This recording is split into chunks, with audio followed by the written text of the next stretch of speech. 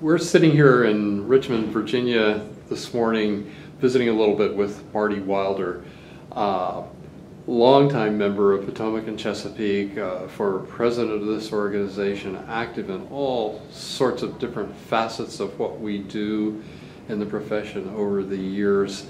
I wanted Marty to share a little bit with us about some of the legendary figures that he knew early on in the profession, who had such a role in the early years of forming what Potomac and Chesapeake Association has become.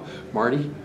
Okay, yes. Well, I came into the profession in 1979, and I was very blessed when I came to what then was Mary Washington College to work with one of the giants in this organization, that's Conrad Warlick. And Conrad Warlick was a great mentor.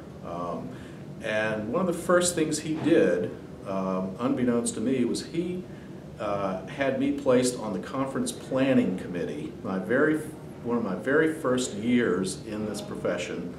And that was the conference that we had at Canaan Valley, West Virginia. And it was a conference that people talked about for many, many years. But, the only time we've ever been to West Virginia. That's correct. That's correct. And Jim Ballingy was our president-elect, and he chaired that conference planning committee. And that's how I first got involved. Conrad also took me the very first year I was in admissions to the NACAC National Conference. Now here I was, a young guy, just coming into the profession, and I got to go to the national conference in Detroit, Michigan. And not only was going to the conference just tremendous, but I got to know people like Tom Pollard and John Castine and Gene Rayburn and Jack Blackburn and all of these guys and women who were just huge figures in the history of this organization. And it was truly a wonderful experience to be part of that and to be included and to be encouraged and challenged to step up and to take on leadership roles and to get involved in committee work and ultimately become a delegate and do many, many things in my career that I wouldn't have had the opportunity to do without this association. Mm-hmm. And as many of us will recall, Jack and Tom and Conrad set a real tone in terms of dressing for success also, right? Yes, they did. They were, dapper does not quite reach the level of style and panache that those guys exhibited. And no one could tell jokes like they could tell. It was just something. There was a laugh a minute and a lot of scotch. All right, great. Talk a little bit about some of the particular professional focal points that have been important to you. I know you were very active with the AP committee, ethics in the profession for a period of time. Are there other specific aspects of your involvement with the association that you think have been really important as you look back? Well, I think the involvement with admission practices was probably the most meaningful, the most significant, because that's the ethical standards are the whole reason that this association came into being in the first place. And to get involved in that and to work with those kinds of issues, I think was really very meaningful to me personally. You know, it's an area that I have a deep commitment to in terms of my own professional values. But I got involved first at the local, at the regional AP level, and then ultimately got to serve on the national AP committee, and then ended up running for a position in NACAC. The board structure at that time had a vice president for admission enrollment practices, and so I ran successfully for that position with a lot of support from Potomac and Chesapeake. And in that role was able to work with AP issues at the national level. And that was at a time when was a great deal of consternation over what was happening with early admission programs, particularly early decision.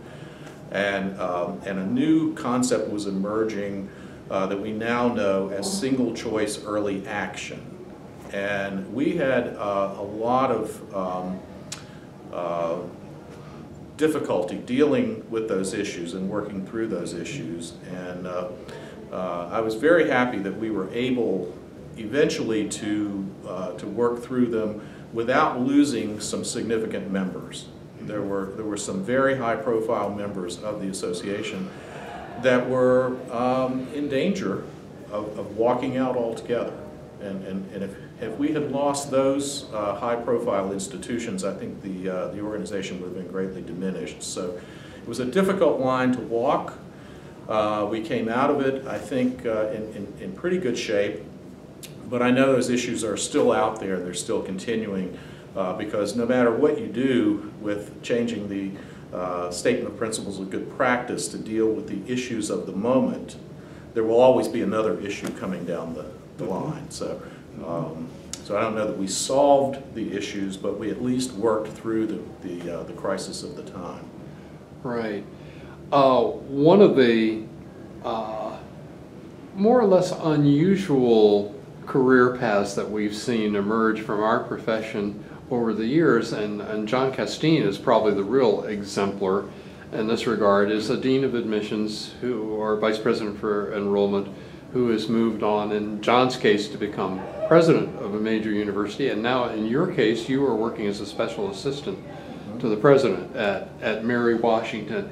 In that context, would you talk a little bit about some of the funding challenges that we're looking at the moment? Rising college costs, a college-bound population that is more needy than we've seen in recent years, the impact of federal budget and so forth. All of these things impact the work that admissions professionals do, and I'd be interested in how your new vantage point, working out of the president's office, gives some insights into where we may be headed in dealing with these cost challenges in higher education. Yeah, for the past 4 years I've had the opportunity to work in what was a newly created position at our institution of Chief of Staff, working directly for the President.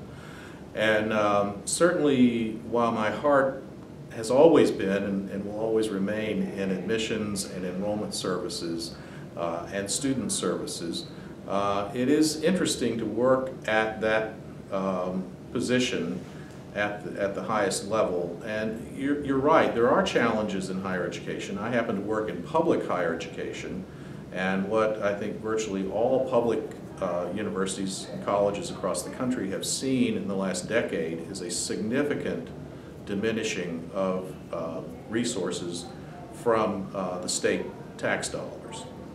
And so what that has done is it has fueled pressure to raise tuition costs. It has prevented many institutions from moving as deeply as they would like in terms of providing support to students. Financial aid is an increasing challenge because the costs are going up and the resources to fund support for students are not keeping pace.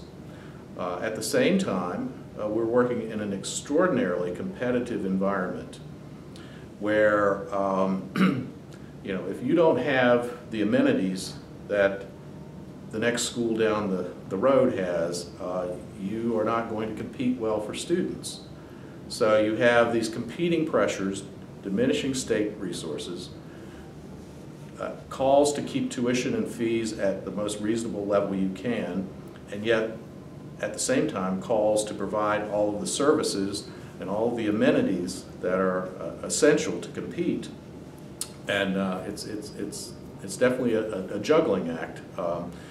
We are having to look more internally for resources because we know that they're not coming from the state.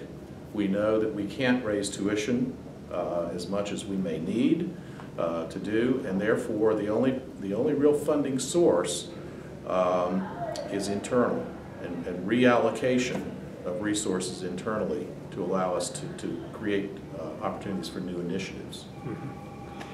I can remember for probably the last half of my working career in the admissions profession, in Virginia in particular, one manifestation of these funding concerns and tuition concerns has been the tension between the cost of tuition for Virginia students and those students coming from out of state, and what's the proper balance as a result between in-state and out-of-state populations on your campus. One way to deal with budgets has been to charge considerably more to the out-of-state student than the student in-state. That's a tension that's been there, especially in Virginia, for a long time. And what we've seen for many of our state institutions is a decrease in out-of-state enrollments, which in part is related to that significant increase in the costs.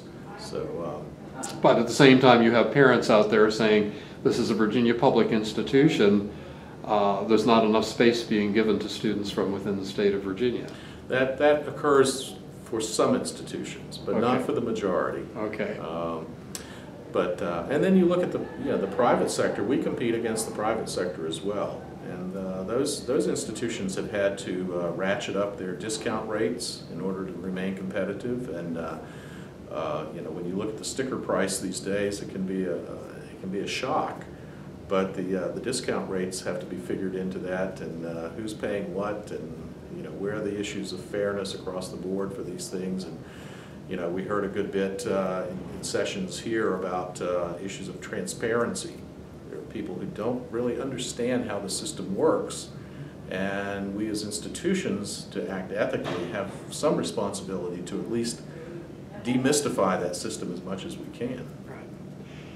Just to wrap things up, what do you think is the biggest single challenge that NACAC and Potomac and Chesapeake, as part of that organization, is going to be facing in the next 5 to 10 years? What's the next big issue that we're really going to have to wrestle with within our profession? Well, I think we're already wrestling with it, and I think that's access. We have a deep commitment to in this association to ensuring that students who are deserving of a higher education can access that. And with all of these competing pressures, costs, financial aid, decreasing resources, and we have also a deep commitment to diversity and to allowing students and encouraging students who come from more diverse backgrounds to have access to our institutions. And so we're seeing also recent Supreme Court decisions that have had a great deal of potential impact on access issues for those who are historically underrepresented. So I think accessibility is going to be the real key for us. Okay. Marty Wilder, thank you so much for sharing a few minutes with us this morning. My pleasure. Appreciate it. Thank you.